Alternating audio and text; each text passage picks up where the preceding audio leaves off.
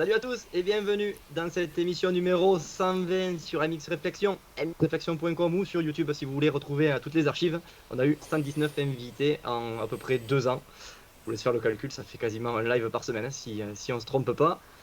Et sinon de notre côté, super content de vous retrouver, nouvelle semaine, nouveau live, mais aussi on est au mois de décembre, 1er décembre, synonyme de calendrier de l'Avent. Vous allez voir ça sur notre Instagram. Aujourd'hui, on a ouvert le bal avec Olivier Nittard et l'école de pilotage CrossUp qui offre un jour de stage à un heureux gagnant. Donc le tirage au sort était à 21h, puisque à l'heure à laquelle vous regardez ce live, eh ben, c'est mort. Donc vous pouvez vous rendre sur Instagram, ça nous fera plaisir, mais vous ne pourrez pas gagner le stage avec Olivier Nittard.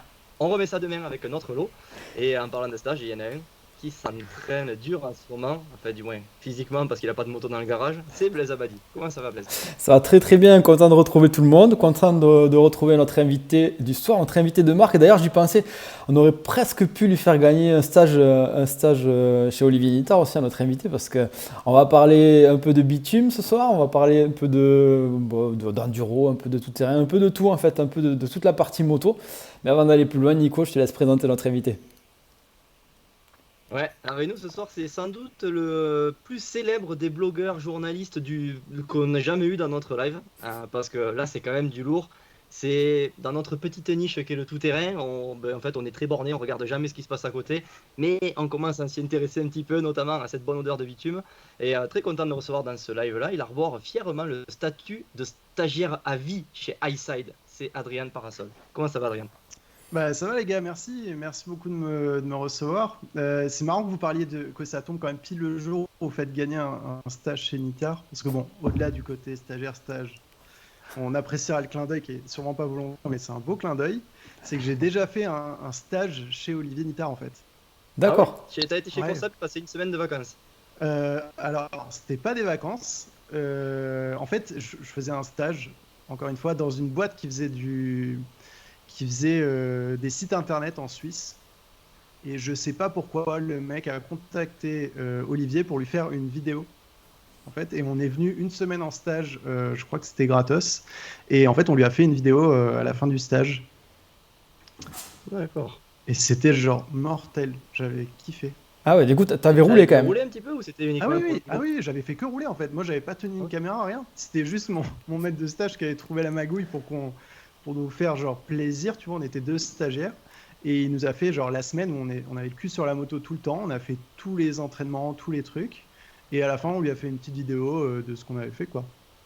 Ah, Et parfait. c'était mortel. C'est trop cool. Vous le connaissez un peu en plus, vous, Nittard. Ouais, exactement, on le connaît. Et moi, c'est un peu ce que tu as fait. C'est-à-dire, quand j'étais un peu plus jeune, je suis parti une semaine, mais plutôt en vacances, chez Olivier Nittard. Et de là, on a connu Olivier. Et puis après, petit à petit, au fil des années, on a connu un peu plus Olivier Nittard. Et là, on fait gagner justement ce soir le stage pour faire bénéficier à quelqu'un, si possible qu'il n'a jamais fait, ça serait bien, mais s'il l'a déjà fait, c'est pas grave, une petite semaine de vacances et de stage. Donc voilà, Oh bah, c'est top, super cadeau, ouais. exactement. Bon, en ce qui te concerne, pour ceux qui te connaissent pas, Adrien, qu'est-ce que tu fais dans la vie? Parce qu'on rigole, que tu es stagiaire à vie et tout ça chez iSide, mais bon, est-ce que c'est une bonne situation, la situation de stagiaire chez iSide? Moi, je pense pas qu'il y ait de bonne ou de mauvaise situation, mais non, non, non, oui, oui, très bonne situation, ouais. En tout cas, aujourd'hui, c'est une bonne situation. Au début, c'était forcément un peu dur parce que j'avais vraiment un rôle de stagiaire quand j'ai commencé, en tout cas chez iSide, parce que ce que les gens savent pas, c'est que je suis vraiment rentré en tant que stagiaire chez eux. C'était en fait mon stage de fin d'études qui coïncidait avec le lancement de l'émission, donc parfait. Et en fait, j'ai commencé tout en bas, quoi, à appeler pour réserver des motos, à aider un petit peu à préparer des tournages, à chercher la bouffe sur les tournages. On tournait en public, je m'occupais genre du vestiaire, donc de récupérer les affaires des gens pour les ranger. Enfin, j'ai commencé vraiment tout en bas et même là, je trouvais ça déjà très cool. Donc, avoir eu la chance de monter petit à petit les échelons et de faire de plus en plus de choses, c'était mortel. Et du coup, si on peut parler un petit peu de ton parcours, tu nous as parlé des études, mais tu as fait quoi, toi, pour te retrouver un jour chez Highside? En fait, comme beaucoup de choses, c'est un concours de circonstances. C'est-à-dire que moi, à la base, j'avais un cursus scolaire normal, tu vois, je suis allé collège, lycée, voilà. Et à côté de ça, je faisais beaucoup de moto. je faisais du super motard. J'en ai fait, je sais pas, une dizaine d'années à peu près. Et je roulais en championnat de France, d'Italie, d'Europe. Et du coup, sur les circuits, de temps en temps, je croisais un petit peu l'équipe de Moto et Motard, le magazine Moto et Motard. Et du coup, j'avais des contacts un petit peu avec eux. Mon père avait un magasin de moto aussi, ça aidait beaucoup. Donc, il prêtait des motos de temps en temps à Moto et Motard. Donc, forcément, voilà, je les connaissais. Et en fait, à bloc compétition moto, à bloc course. Et en fait, en 2009, je faisais championnat Italie et championnat d'Europe. Il faut savoir qu'à l'époque, le championnat d'Italie, c'était très très relevé parce que tous les teams étaient italiens. Tous les teams de supermotard étaient italiens, les gros teams. Donc ils faisaient le mondial et leur championnat national, donc c'était les championnats italiens. Et tu avais aussi les premiers qui roulaient devant en Europe, ils allaient rouler en Italie. Quelques mecs qui roulaient devant en régional, ils allaient dans le championnat italien. Donc ça roulait vraiment très très vite. Et moi, je participais à ça. J'étais genre milieu de classement, tu vois. Mais j'avais pas vraiment d'avenir là-dedans. Je voyais bien que bah, ça perçait pas, quoi. Tu vois, j'ai eu des essais avec des teams, des trucs, mais ça allait pas. Je mettais pas tout bout à bout. Et j'avais la chance d'avoir les moyens de bien faire, mais j'avais pas le petit truc qui me rendait meilleur que les autres. Et il y a eu toute cette période-là qui m'a fait me poser des questions sur mon avenir vraiment en tant que sportif moto. Et à côté de ça, bah, pas mal de chutes, tu vois, qui arrivaient un petit peu en même temps. Et je me suis dit, bon, laisse tomber, c'est peut-être un signe, c'est pas fait pour toi, et genre, arrête, fais autre chose. Et du coup, je me suis mis un peu plus intensément dans les études. J'ai fait une prépa, j'ai fait une école de commerce. Et du coup, pendant ces 4-5 ans de prépa, école de commerce, j'ai coupé la moto complètement. Alors, j'ai gardé une moto de route pour rouler un petit peu comme ça. Mais je voulais pas plus en entendre parler, mais je me disais, bon, là, c'est bon, genre, tourne la page, fais autre chose de ta vie. Et voilà. Mais quand même, de temps en temps, le dimanche soir, tu vois, j'allais voir un petit peu les résultats des courses, je m'intéressais un peu, voilà. Je regardais les grands prix, les trucs. Et en fait, au bout d'un moment, je me suis dit, bah, ouvre les yeux, t'arrives pas à tourner la page, quoi. T'arrives pas à sortir la moto de la tête. Donc, réfléchis peut-être à travailler là-dedans plus tard. Et en même temps, je me suis intéressé à l'écriture, tu vois, j'avais des blogs, j'écrivais un petit peu pour des sites, des trucs. Je me suis dit, bon, t'aimes bien la moto, t'aimes bien l'écriture, il y a peut-être un truc à creuser, quoi. Il y Et a du coup, moyen j'ai de lier envoyé les un deux, mail quoi. à... Ouais, voilà, c'est ça, c'est un peu le rêve de tout le monde, tu vois, de lier bah, ses passions avec son boulot, quoi. Et du coup, j'ai envoyé un mail à Karine, qui est la boss de Moto et Motard, en lui disant, écoute, j'ai un stage là dans 3-4 mois, si ça te dit, je viens et on voit, quoi. Et en fait, elle m'a dit, bah écoute, pas de problème, viens. J'ai fait 2 mois de stage chez eux. Et en fait, il me restait encore un an d'études après. Et stage chez Moto et Motard, bah, trop cool parce que tu te rends compte qu'il y a des mecs qui sont payés pour voyager à travers le monde et essayer des motos et enfin, écrire leur avis là-dessus. Et tu te dis, bah là, je veux pas faire autre chose de ma vie, quoi. C'est vraiment le boulot de rêve. C'était un peu avant Et l'ère de la vidéo, du coup. Là, tu parles beaucoup d'écriture, ouais, la vidéo était moins développée à l'époque. ouais, beaucoup moins. Beaucoup moins. En fait, ils faisaient déjà des vidéos. Moto et Motard faisait des vidéos d'essais de moto, mais il n'y avait pas cette idée d'émission, tu vois. D'accord. Et, euh, et du coup, en fait, en partant du stage, je suis resté en contact un petit peu avec François, avec Bader, qui font maintenant Eastside. Et voilà, on échangeait, tu vois, sur, bah, comme on échange entre passionnés de moto, passionnés de médias, tu vois, sur ce qu'il faudrait faire pour que les choses changent, entre guillemets, tu vois.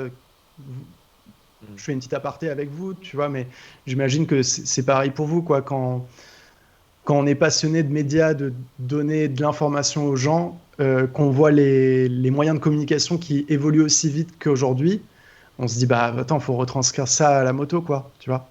Mm. Et du coup, voilà, on a gardé contact et jusqu'à mon stage de fin d'études où là, ils ont décidé de lancer iSide. Ils ont décidé d'en faire vraiment une émission de 52 minutes consacrée à la moto, avec pour ambition de le vendre à une chaîne télé. Et du coup, bah, je leur ai dit que moi j'étais partant et j'ai recommencé un stage. C'était mon deuxième du coup chez eux. Et ça s'est commencé comme ça. Et après, bah, ça s'est fait petit à petit, quoi. D'accord. Du coup, c'est de là que vient ton surnom de stagiaire à vie, parce que tu as fait pas mal de stages au final dans la moto. Ah, mais j'ai l'impression d'avoir passé ma vie à faire des stages en fait. Parce que, attends, et je te dis, j'ai fait 2 stages chez Moto et Motard, mais en vrai, j'en ai fait 3. Parce que en cinquième ou en sixième, je sais plus, tu as un stage d'insertion à faire et Ouais. je l'avais déjà fait chez eux. Tu sais, les 2 semaines là où genre tu fais même pas les cafés, tu regardes les gens faire des cafés. Et genre, et ça, je l'ai fait chez eux. Donc en tout, ouais, j'ai fait 3 stages chez eux. Ouais. Bon, ce qui me fait plaisir d'entendre, c'est que tu as fait du supermotard en Italie, dans un championnat relevé. Tu t'es pas échappé comme Sylvain Bidard à être pseudo-champion de France dans un championnat qui roulait pas, quoi. Ouais. Je vais pas trop faire le malin parce que le peu de fois où j'ai roulé avec Sylvain, il me tournait quand même bien autour. Mais, mais ouais, en fait, moi, j'avais pas prévu de partir en Italie. J'étais plutôt bien en France. J'avais gagné le Challenge One à l'époque. C'était une coupe avec des Husqvarna, Visaberg. Et j'avais gagné en 125. Et normalement, quand tu gagnais en 125, tu avais un 4,5 prêté l'année d'après. Sauf qu'à ce moment-là, il y a eu un changement de direction à la CIMA entre le moment où j'ai gagné et le moment où il fallait me prêter la moto.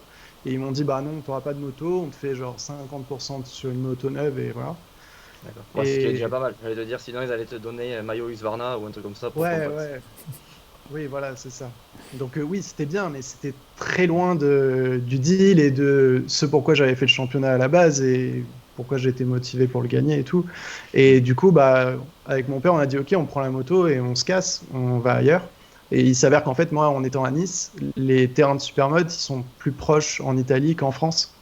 Donc, bah, naturellement, on est parti en Italie, ça coûtait moins cher, les mecs étaient plus sympas.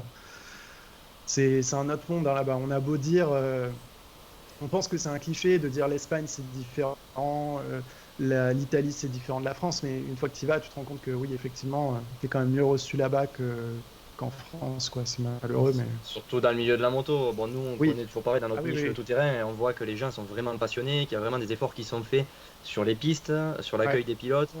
Alors, bon, certes, nous, on connaît que l'Espagne, on paye un petit peu plus cher, mais c'est vrai que en qualité derrière, c'est quand même assez impressionnant la différence qu'il y a avec la France. Bah ouais, si vous voyez des pistes comme Dorno ou Ottobiano, des trucs comme ça, enfin, jamais tu retrouves ça en France. Il y a quand même des très belles choses en France, hein, attention. Mais ce que je veux dire, c'est que la moto est mieux vue là-bas, donc c'est plus facile aussi de faire des choses. Et je pense que pour les clubs italiens et tout ça, c'est plus facile d'avoir des beaux terrains et de faire rouler, quoi. Oui, mais c'est aussi plus professionnel, je pense, dans le sens où c'est peut-être pas des clubs, mais plutôt des professionnels. En fait, c'est des entreprises qui gèrent ça. Donc, et on sait très bien qu'en France, c'est pas possible. C'est carrément pas possible. Il n'y a pas assez d'intérêt pour ça. Et une entreprise pourrait pas gagner assez d'argent en faisant ça, je pense. Ouais, ouais, et puis en tout cas en Italie, en supermotard, il y avait une vraie passion pour le sport, pour la moto, tu vois, t'avais des mecs qui venaient par la route et qui faisaient genre leur journée sur circuit et qui repartaient, et ça, tu le voyais quand même très rarement en France, et puis les directeurs des circuits et tout étaient quand même super contents de nous accueillir. À chaque fois, tu sentais que t'étais le bienvenu, tu vois, et genre, ils te félicitaient quand tu roulais bien et tout, et ça, c'est pas forcément quelque chose qu'on retrouvait en France, en tout cas à l'époque, ou les expériences que moi j'ai eues en France, c'était pas trop ça, donc c'était cool de rouler là-bas, et c'était pas pour partir de la France à tout prix, quoi. Et du coup, tu nous as dit que tu as pas mal roulé en supermoto. À quel moment tu es passé sur la partie vitesse? Parce qu'on sait maintenant, on le voit au travers des vidéos, que tu as un bon niveau en vitesse. Et est-ce que tu as toujours fait cette partie vitesse en parallèle du supermoto ou au contraire, est-ce que tu t'y es mis petit à petit et tu as réussi à acquérir un bon niveau comme ça? Euh, En fait, moi j'ai commencé la moto sur le bitume.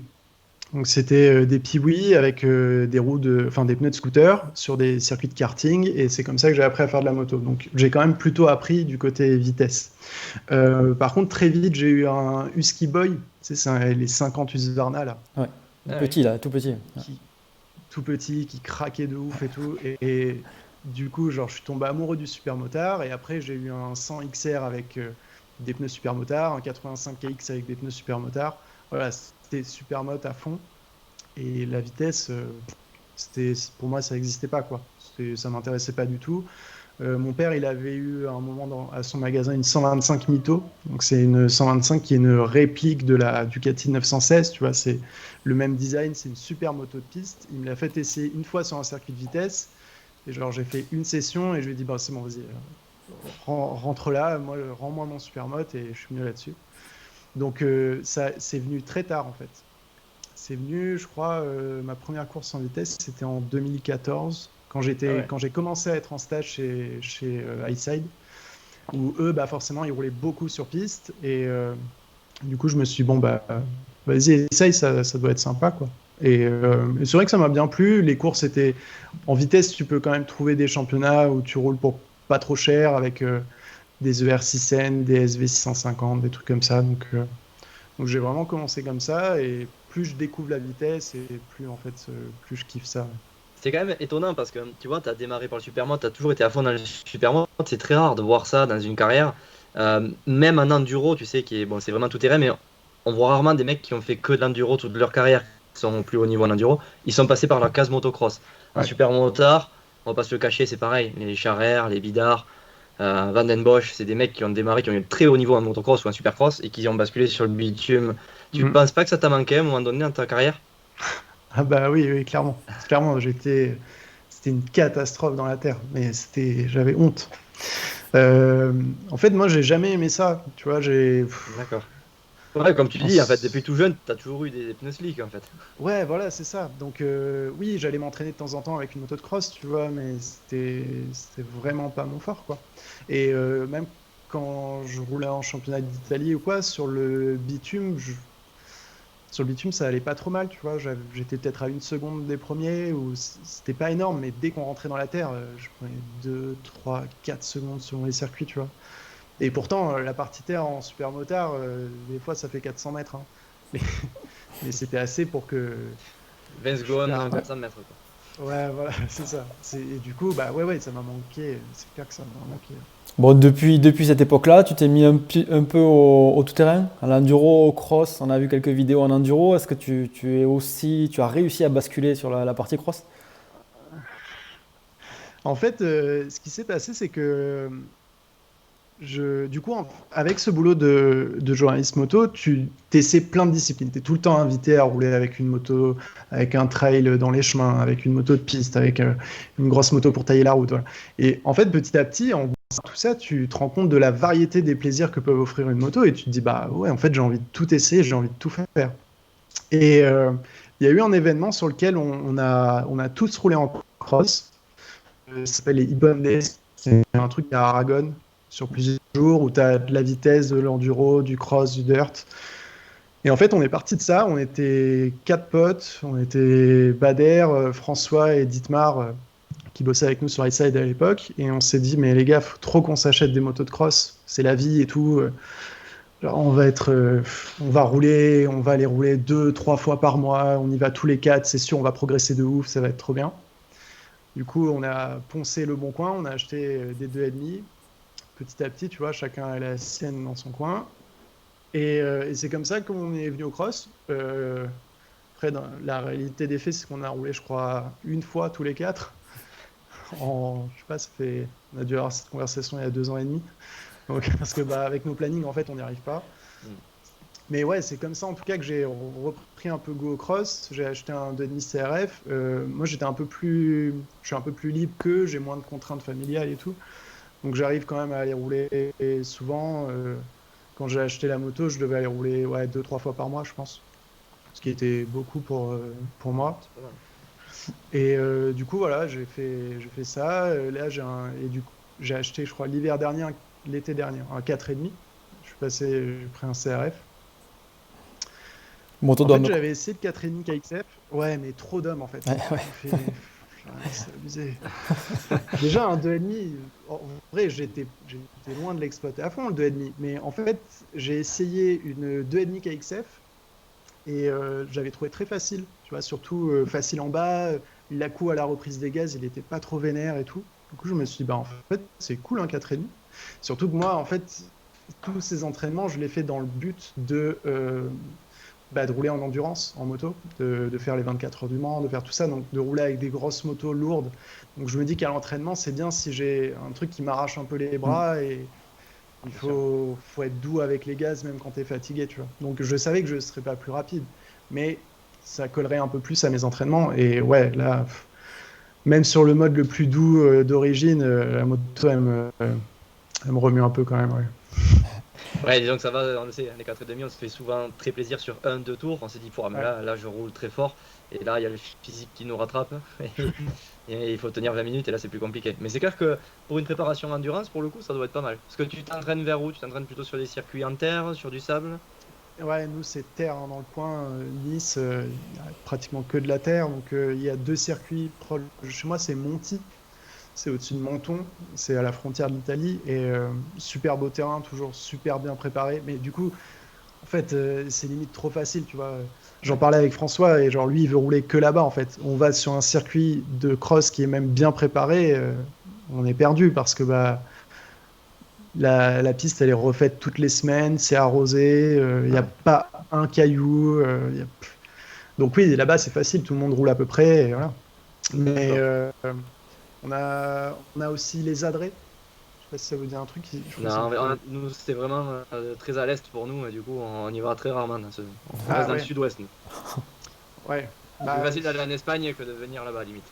oui, oui, bah oui, c'est clair que ça vous fait moins loin, ouais. Mais non, c'est des super beaux terrains. Et j'ai roulé une fois en Vendée l'hiver dernier. Il avait plu, il y avait de la boue. Mais là, mais pareil, mais, Perdu. mais j'avais jamais fait de moto de ma vie en fait. Ouais. Et j'avais tellement honte. J'espérais tellement que personne me reconnaisse.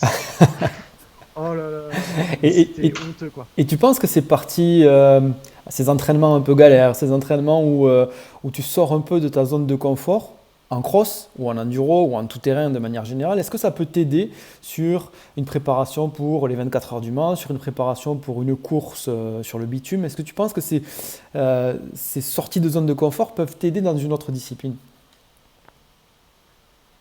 Ouais, ouais, carrément. Ouais, carrément.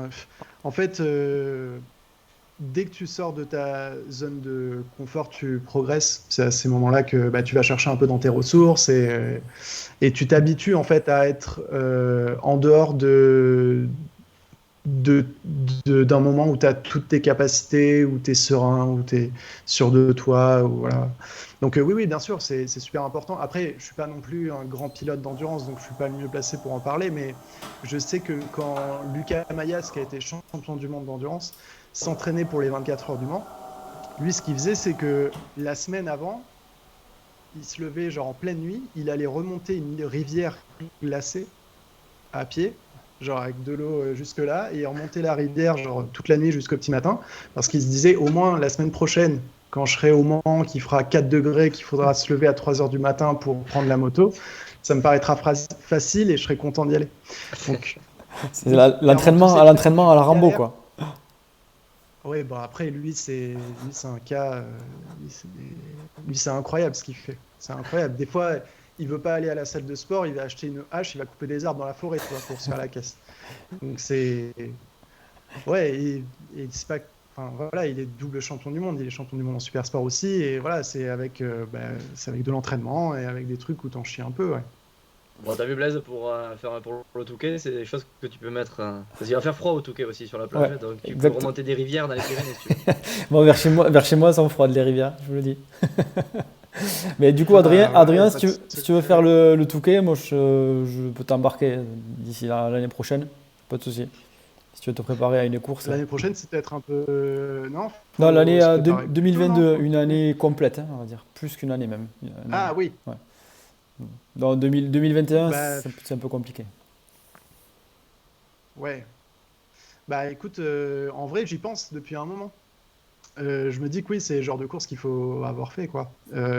Mais il va falloir que je roule dans le sable, en fait. Parce que un vrai terrain de sable, j'ai roulé une fois dedans. C'est tout. Ouais. Donc je vais être un peu court, je pense, en préparation. Le problème, c'est que chez nous, il n'y a pas de sable, en fait. Il n'y a pas de terrain. Ah, il faut déménager. Allez, avec Blaise, vous prenez une caravane. Là, il y a Jiwi là, qui avait loué la caravane à de Mester. Vous pouvez partir tous les deux. Là, je pense que. Tant pis, on loue 2 caravanes. Ah ouais, Moi, je non. viendrai que le jour J pour filmer, par contre, juste.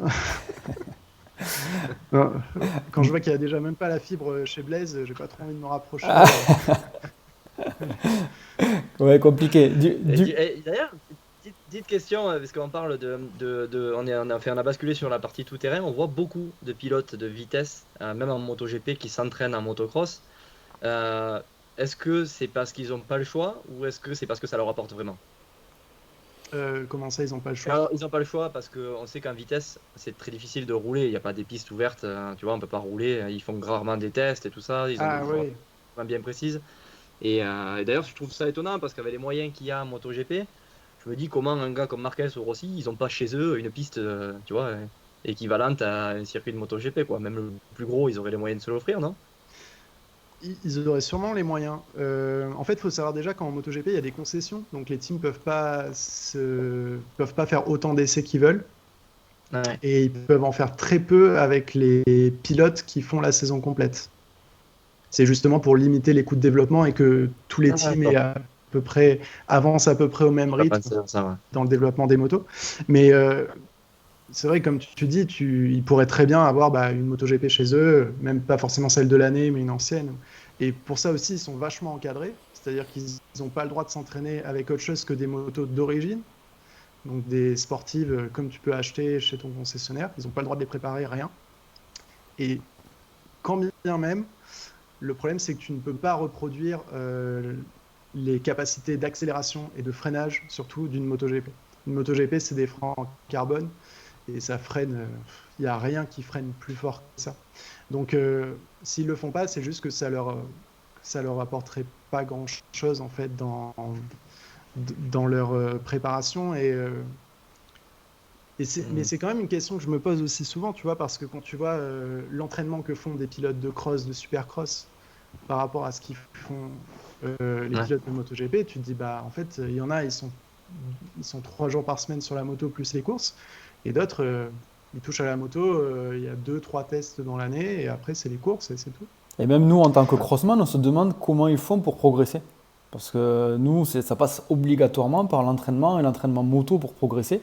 On se dit en MotoGP, ils s'entraînent peu, ils arrivent quand même à progresser d'année en année, faire tomber les chronos. Donc c'est étrange pour nous. Ouais, bah, il y a un côté quand même technologique qui est très important. Euh, je dis pas que c'est la moto qui fait le chrono, mais ne serait-ce que changer les pneus, si les pneus font beaucoup de développement qui permettent de gagner 1 seconde au tour, bah, tous les pilotes vont gagner 1 seconde au tour. En fait, c'est plutôt ça qui permet de niveler les chronos d'une année à l'autre. Ça va être l'électronique, ça va être les pneumatiques. Je pense que le pilotage d'une moto de cross et d'une moto de vitesse demande capacité et t'as pas besoin de travailler autant pour être performant en vitesse qu'en motocross. D'accord. En tout cas, Tu pars du principe qu'il y a plus de technique en vitesse, c'est un peu plus la technique que le reste. euh, oui, oui, clairement. Clairement, en tout cas, il y a moins l'aspect physique et garder sa lucidité et garder un haut niveau de pilotage comme ça peut être le cas en cross. La vitesse est un sport moins traumatisant pour le corps. Ça ne veut pas dire que c'est facile. Quand tu regardes les cardio sur les pilotes de MotoGP, ils sont entre 160 et 180 pendant toute la durée de la course, quoi. Donc non, ça demande quand même un effort qui est très répété, mais tu as moins ce côté peut-être réflexe, très proprioception en fait du motocross, où ta moto de cross, elle est tout le temps en train de bouger, et il faut que toi, tu restes concentré pour garder ta ligne, garder tes trajectoires, garder tes points de repère. Alors qu'une moto de vitesse a un comportement beaucoup plus constant tout au long des courses et il faut réussir à répéter précisément ce que tu fais. Et ça dépend un petit peu moins du terrain et des réactions de la moto. Et tu penses que n'importe quel pilote aujourd'hui de très haut niveau en motocross et supercross pourrait rouler en MotoGP, un peu comme avait fait Jean-Michel Bayle à l'époque? Est-ce que tu penses qu'aujourd'hui ça serait réalisable ça? Alors, je parle pas Bah, sans entraînement, je pense qu'il ouais. faudrait quand même qu'il s'entraîne un peu, mais. Bah, Jean-Michel Bayle, c'était pas rouler en MotoGP, c'était genre faire des pôles en MotoGP. Donc, ouais, Ouais, c'est ça que quand je dis, ouais, bon, quand je dis déjà rouler en MotoGP, ouais. pour y accéder, c'est quand même quelque chose, quoi. C'est le Rouler, meilleur du monde. rouler avec une MotoGP, oui, il y a Keroli Ouais. qui l'a fait il y a quelques années, voilà, pour les faire des photos, poser le genou, oui, oui, il n'y a rien de compliqué. Par contre, la réalité, c'est que je vois pas d'exemple de pilotes qui ont réussi à le faire. Tu vois, de pilotes de cross qui ont basculé en vitesse, ou alors il faut le faire très tôt. T'as des mecs comme Iker Lecuona qui faisait du supermotard, donc du motocross, qui aujourd'hui roule en MotoGP. Marquez, il a commencé en faisant du cross. Hein. Euh, Par contre, après, c'est plus dur. Et JMB, ce qu'il disait, c'est que lui, le plus dur, c'était dans la tête, en fait, la vitesse. C'était de réussir à forcer son cerveau à ne pas avoir peur de ce qui lui arrivait. Il disait notamment que quand il freinait en bout de ligne droite, il se forçait à ne pas regarder le virage. Parce que s'il regardait le freinage, il freinait genre 100 mètres trop tôt. Donc il regardait que le bord extérieur de la piste, il attendait le repère et il freinait au repère et après il regardait le virage. Sinon son cerveau lui disait bah non, là ça passe pas. Ça passe pas. Et c'est pour ça qu'il faut le faire plus jeune, quoi. Ouais, voilà, peut-être, ouais. Un peu moins de cerveau. Ouais. Tu nous parles de repères. Moi, j'avais une question. Et c'est une question qui me taraude un peu parce que nous, en tant que crossman, on trouve déjà la discipline du cross dangereuse. En MotoGP Superbike, on peut dire que c'est dangereux aussi. Mais il y a une course qui est particulièrement dangereuse, c'est le Tourist Trophy. Et toi, tu penses quoi de cette course-là?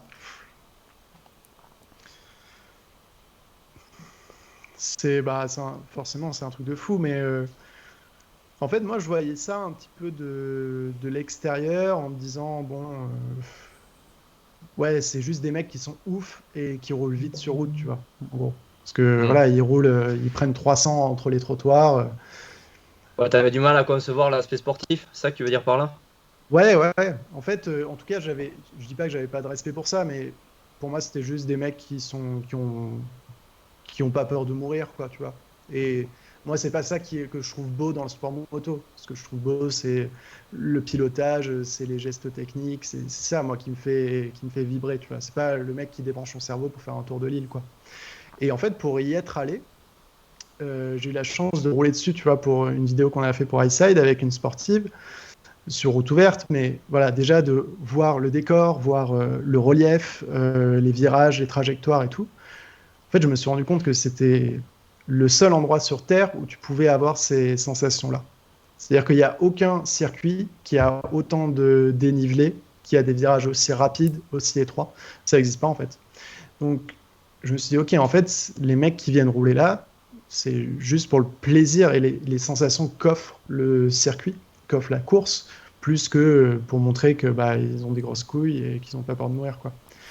Et, euh, et pareil, tu vois rarement des beaux gestes techniques sur le Tourist Trophy, tu vois. Tu vois des motos qui bougent et c'est impressionnant, mais tu vois pas des mecs qui font glisser la moto pour tourner ou tout ça. Donc ça me parlait pas trop. Mais là, depuis quelques années, bah, le mec qui gagne, Yann Hutchinson, il arrive justement à faire glisser la moto dans des virages, à avoir des trajectoires vraiment ouf. Et ouais, quand tu le vois rouler lui, tu te dis oui, bon là, c'est aussi beau que ouais, c'est aussi beau que Marquez, c'est aussi beau que Marquez sur piste. Ouais. Je dis pas que tous les autres qui font le Tourist Trophy sont des pilotes, évidemment.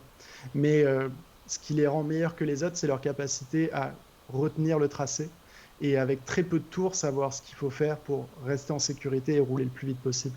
Et ça, pour moi, c'est un pilotage qui est différent que de la vitesse ou de tous ces trucs-là, quoi.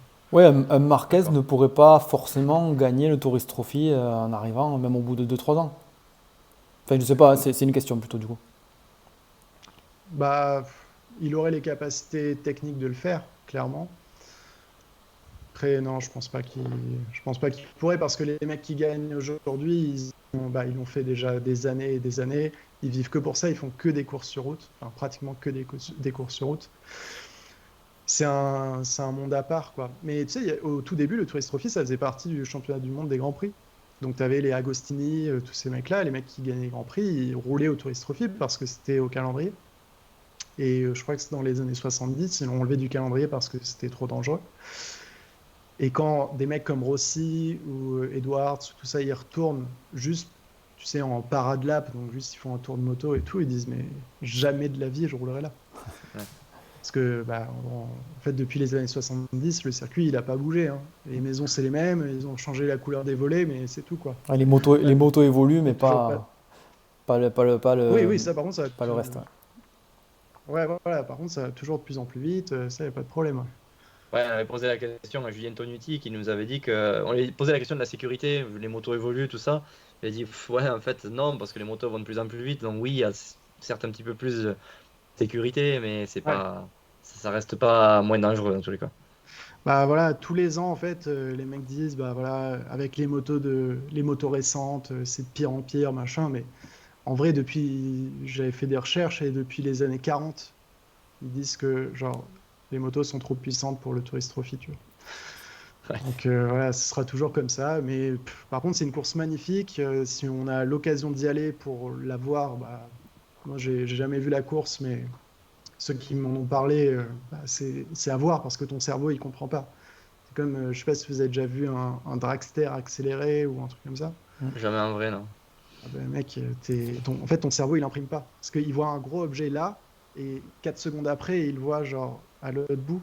Et en fait, tu te dis, mais non, mais il y a eu un bug en fait. Genre, Ah ouais, tant que ça. Ah oui, oui, ça va trop vite. Et du coup, voilà, le voir une fois, je pense que c'est un truc à au moins aller voir une fois dans sa vie. L'île est magnifique, parce que c'est genre montagne, t'as les petits pubs trop mignons et tout. Franchement, Mm. c'est trop cool.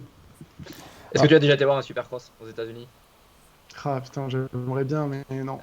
Ouais. C'est notre référence à nous. Nous, c'est ça qui nous fait dire putain, le cerveau, c'est pareil, ça imprime pas. Quand on Ah voit des ouais. mecs faire des gros passages dans les whoops ou des enchaînements, des fois, quand tu sais ce que c'est, en fait, tu te dis, mais attends, c'est pas possible. Et je pense que c'est pareil pour toi quand tu vois un MotoGP ou un truc comme ça. C'est le haut Ouais. niveau en moto, c'est impressionnant. Et encore, la chance qu'on a, c'est qu'avec le cross, on peut le toucher du doigt un peu bah, à Bercy ou Ouais, avec les ouais, ouais, bien sûr. championnats. Je pense que pour un lambda, il n'y a pas. Il y a un gap, mais il n'est pas énorme entre le SX Tour et le championnat Amat Supercross, tu vois, pour le spectateur moyen.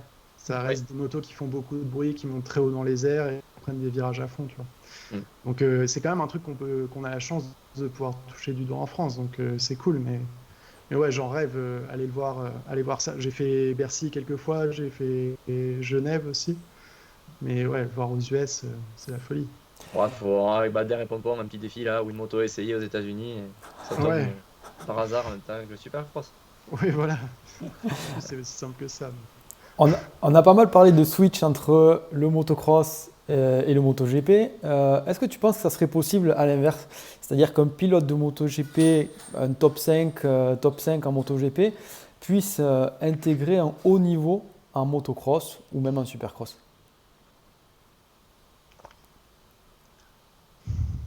En fait, tout à l'heure, je t'ai dit non. Je t'ai dit que c'était pas possible, mais en vrai, tout est possible si tu travailles. Mm. Tu vois, si tu passes énormément de temps sur la moto, il y a un moment où tu vas y arriver, où ça va marcher. Donc, il y aurait vraiment, et là, il y aurait vraiment beaucoup, beaucoup de travail. Je pense qu'il y a plus de travail à passer du cross, de la vitesse au cross, que du cross à la vitesse. Parce que enfin, en tout cas, tu vois rouler les pilotes de vitesse en cross, tu rigoles, hein. Ouais. C'est, ah bah, Ah ouais, c'est vrai. Enfin, moi, ça m'est arrivé en Espagne de rouler avec un Scott Redding. On en voit souvent aussi des vidéos de Marquez et tout ça. Et bon, on se dit, c'est voilà, c'est un niveau ligue quoi. Donc, ah ouais. mm, Oui, oui, enfin, ces mecs-là, ils roulent très fort parce qu'ils ont commencé le cross très tôt. mm, Marquez, il a commencé la moto par le cross. Tu prends un Dovizioso, pareil, ça roule très vite. Même en mm. superbike, tu as Johnny Rie.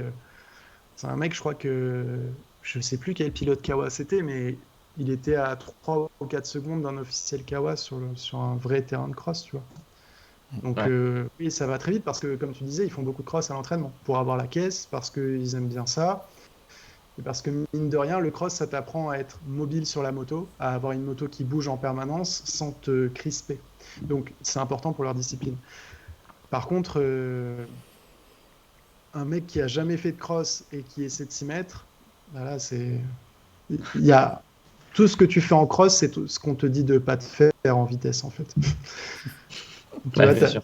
t'as forcé ton cerveau à pas faire ces choses-là et il faut les faire pour aller vite en cross. Donc, c'est compliqué, hein. Ouais, on parle beaucoup depuis tout à l'heure de changement de discipline entre la route et le cross. En ce moment, on a appris il y a quelques semaines que Tom Pages, qui est en freestyle, est en train de se préparer dur apparemment pour participer au Touquet. Allez, je pose la question à vous deux, autant toi Adrien que Nico, vous en pensez quoi vous de ça? Est-ce que vous pensez que c'est un objectif qui peut être réalisable, facilement réalisable avec beaucoup de travail, surtout que c'est un sportif de haut niveau, donc il peut s'entraîner pendant le confinement, donc il n'y a pas de souci par rapport au confinement. Vous pensez quoi de tout ça? Honneur à notre invité. Bah, il a déjà fait le Touquet Pagès, non? Je crois pas. Non, Alors je crois non, pas pas. le Touquet, il a fait une course du championnat de France des sables par contre. Ça, peut-être. Alors peut-être Où ça. il Ouais. a, Ouais. je crois qu'il s'est blessé d'ailleurs, mais il roulait bien. Et bah, après, là, voilà, c'est un changement de discipline, mais c'est pas un changement non plus drastique, tu vois. Il a quand même commencé la moto par le tout-terrain. Il est passé au freestyle après. Et c'est toujours un petit peu les mêmes motos. C'est sûr que c'est pas les mêmes contraintes et tout ça, mais je veux dire, c'est un mec, il a passé, surtout lui, surtout Pagès, il a quand même passé tous les jours de l'année à avoir le cul sur une YZ 2,5, tu vois. Hmm. C'est pas un mec qui roulait avec une R1 pendant des années, quoi. Donc, je pense qu'il va réussir, vu comment il s'entraîne pour le freestyle, s'il fait la même chose pour le sable, j'ai aucun doute pour lui. J'ai aucun Moi, doute sur lui. moi, je suis d'accord avec toi là-dessus. Je pense que c'est vraiment un gros bosseur. C'est pas l'image des freestylers des années 90 qui fumaient des joints avant de sauter des rampes, quoi. Là, Voilà. attention, c'est quelqu'un qui sait se préparer, il sait se préparer pour un objectif précis. Donc la caisse, je pense qu'il l'a parce que comme tu dis, ben, il a le cul sur la moto tous les jours, il fait des sauts à répétition dans le bac à mousse et tout ça. On sait que c'est physique, ça n'a rien à voir avec la préparation de sable, mais je pense que ouais, il va arriver au bout des 3 heures et peut-être il fera un petit résultat, hein, parce que s'il s'entraîne comme il le fait pour le freestyle, ça peut le faire. Ouais, je suis Moi, je l'avais d'accord. vu rouler en vitesse. Excuse-moi, je Vas-y, coupe. vas-y Adrien. Vas-y. Je l'ai vu rouler en vitesse à Aragon, justement. Mm. Pareil, sur le même événement. Et je l'ai vu faire des trucs. Et je me suis dit, mais c'est pas possible, en fait. C'est inhumain ce qu'il fait avec une moto. Avec une R6, pourtant. Donc, pas du tout sa discipline, hein. C'était genre le circuit de Grand Prix, une R6, des pneus slick. Et en fait, je l'ai suivi quelques tours et il roule vite. C'est-à-dire que, genre, moi, derrière, il fallait que je soude vraiment pour le suivre. Et, euh, et il était, mais en fait, il rentre, il a la moto qui est par terre, il continue à freiner et tout, mais tu le vois. Enfin, des trucs où si tu as normalement un minimum d'instinct de survie, tu le fais pas. En fait, jamais de la vie. Je l'ai vu sortir large sur le. En fait, t'as du verre au bord du circuit, tu vois. C'est un Ouais. espèce de. Je sais pas, d'absorbant, ou, tu vois, pour les faire les limites de la pièce. Et je l'ai déjà vu sortir, genre plein angle, coude par terre là-dessus. Et j'ai jamais vu personne faire ça. Donc, tu te dis, au début, tu te dis, c'est pas possible, il est ouf. Et en fait, tu le suis un tour, deux tours, trois tours, quatre tours, et il fait ça à tous les tours. Et tu te dis, mais en fait c'est incroyable le feeling qu'il a avec la moto pour être capable de la garder, en fait, de ne pas finir par terre à tous les virages, parce que c'est un acte de foi. Donc, tu sens que techniquement, il n'a pas forcément les bonnes trajectoires, il n'a pas le bon timing pour faire les choses au bon moment, mais les gestes qu'il réalise, tu te dis ça, s'il fait dans le bon ordre et dans le bon sens et tout, ça va rouler mais très très très vite. C'était mais incroyable. Ouais, après, Tom Pages, moi je suis d'accord avec vous, c'est-à-dire que lui, je pense qu'il a une rigueur dans son travail qui doit être hors norme. Parce que déjà, quand on le voit en freestyle, quand on voit les autres, on se dit waouh, c'est impressionnant ce qu'ils font. Et quand on le voit arriver à lui après, on se dit ah ouais, là, les autres c'est impressionnant, mais lui c'est encore un niveau au-dessus. Donc c'est vraiment le top niveau du freestyle. Et on avait l'impression d'avoir tout vu avant. Et quand on le voit arriver à lui, on se dit ouais, lui, il met encore la barre plus haute et on a l'impression que c'est facile. Donc ça veut dire que s'il fait ça, et ça c'est un peu le symbole des sportifs de très haut niveau, ils ont une rigueur qui est telle dans leur travail qu'ils arrivent à reproduire cette rigueur dans une autre discipline, ou même on le voit dans le monde professionnel, chez certains qui arrivent dans le monde professionnel, et je pense que lui peut arriver à un bon résultat. Alors un bon résultat, ça peut être relatif au Touquet, ça peut être un top 100, ça peut être un top 50, mais bon, pour vous, tiens, ça serait quoi un bon résultat pour Tom Pages au Touquet? Question piège quand même, pas évident. Ouais, c'est compliqué. Très franchement, c'est compliqué parce que tu vois des noms des fois dans le top 50, on sait que c'est des gars qui roulent quand même. C'est des gars qu'on voit nous dans les Landes, à Magescq, ou qui roulent déjà fort et pour ça, qui font championnat de France des sables. Donc un top 100, je pense que ça serait déjà bien, ouais. Un top 100, ça serait bien, un Ouais, top ouais, 50, ça serait énorme. Ouais, je me rends pas bien compte, je connais pas du tout le niveau de ces courses-là, mais oui, quand tu vois le nombre de gens qui se préparent exclusivement pour ça depuis des années et qui l'ont fait une paire de fois et tout, tu te dis, bah, forcément, le niveau est très homogène. Même si quand tu regardes à la télé, tu as l'impression qu'il y a les 6 premiers et après, il y a que des mecs qui n'arrivent pas à rouler droit et qui Ah, c'est vrai. prennent 2 ornières en même temps et qui sont atterrir dessus, quoi. Mais voilà, entre les deux, ouais, il y a quand même beaucoup de monde. Ouais. Tu penses quoi de l'évolution du sport moto en France? Ou tu penses qu'on est bien en ce moment en France? Est-ce que tu verrais, toi, des améliorations à apporter? Alors bon, j'ai envie de poser cette question hors période Covid, hein. Forcément, là, cette année, ça a été compliqué. L'année prochaine, les calendriers ont l'air jolis et on sent quand même qu'il y a une certaine motivation. Mais qu'est-ce que tu en penses, toi? C'est c'est un sujet qui est c'est un sujet qui est délicat en fait parce que moi j'ai toujours entendu que ça allait mal le sport moto en France. J'ai toujours entendu des gens qui se plaignaient, qu'on trouvait pas d'argent, qu'on pouvait rien faire, qu'on pouvait. Et c'est vrai que c'est difficile, c'est vrai que ce sera jamais du foot, c'est vrai que ce sera jamais voilà, des sports qui sont beaucoup plus populaires. Mais après, moi je pars du principe que se plaindre, ça fera jamais avancer les choses. Donc ce qu'il faut, c'est voir ce qui marche bien, pourquoi ça marche bien, et essayer d'intéresser le plus grand nombre à ces disciplines, à toutes les disciplines du sport moto en fait. Euh, on a très vite, et vous avez commencé le live comme ça, hein, on a très vite tendance à dire que quand on fait du cross, on s'intéresse qu'au cross, quand on fait de la vitesse, on s'intéresse qu'à la vitesse. Et c'est vrai, je suis allé, là, cet été, je suis allé faire du flat track pour la première fois, Hmm. genre sur un circuit de speedway. Donc, tu avais des mecs qui Ah ouais? faisaient du speedway. Et en fait, j'ai découvert encore un univers, mais genre, les motos, Ouais, bon, ça, c'est déjà, vraiment à part. ah bah, tu sais pas où est l'avant, tu sais pas où est l'arrière. Les sponsors sur les motos, j'en connaissais aucun.